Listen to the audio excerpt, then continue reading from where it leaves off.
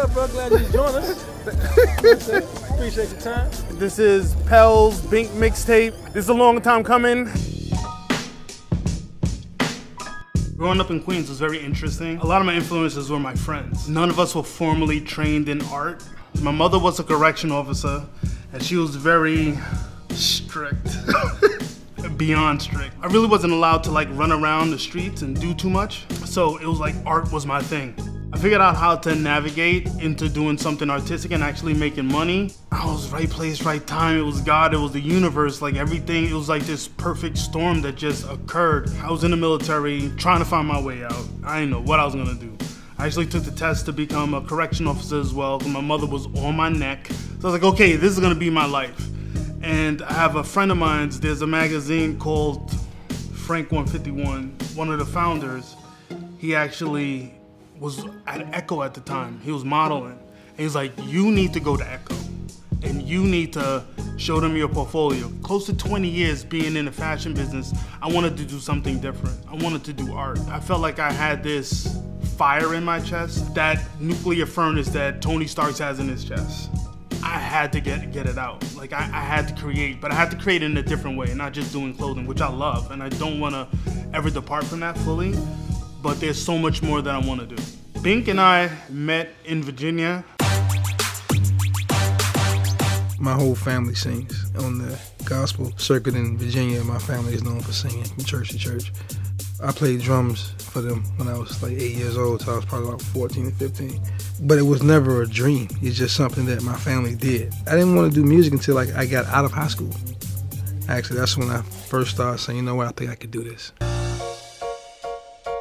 Teddy Riley put his studio in Virginia Beach. He did like a lot of talent shows and just trying to scour the land for talent. And I was like, just right there, and everybody's dream was just to crack that door seal. Originally, Rockefeller were looking for an intro to the Hard Knock Life tour, where they had this scene where in the back of this van with these jail jumpers with the orange jumpers on, and they just talking, you know, a little trash in the back or whatever. So I scored that whole thing and then added the music to it. So that's how my relationship started with Rockefeller initially.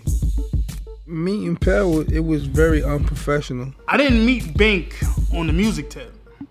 I met Bink on the homie hookup. Had nothing to do with either of our crafts. And I heard of Bink before, never knew his discography. We had a mutual friend that brought us together, my man Kaveen.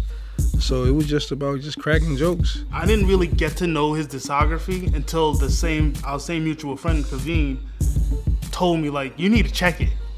And when I checked it, I was like, I thought he was just a blueprint.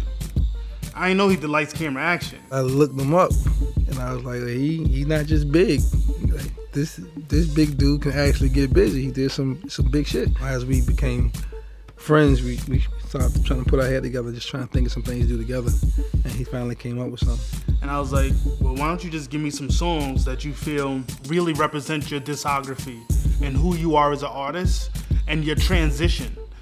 And that's where this project came about.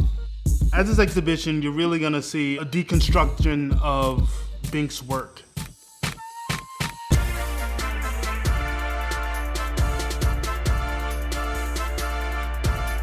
I personally want them to look at his music from a different visual lens, you know, and really have a conversation with it in a different way.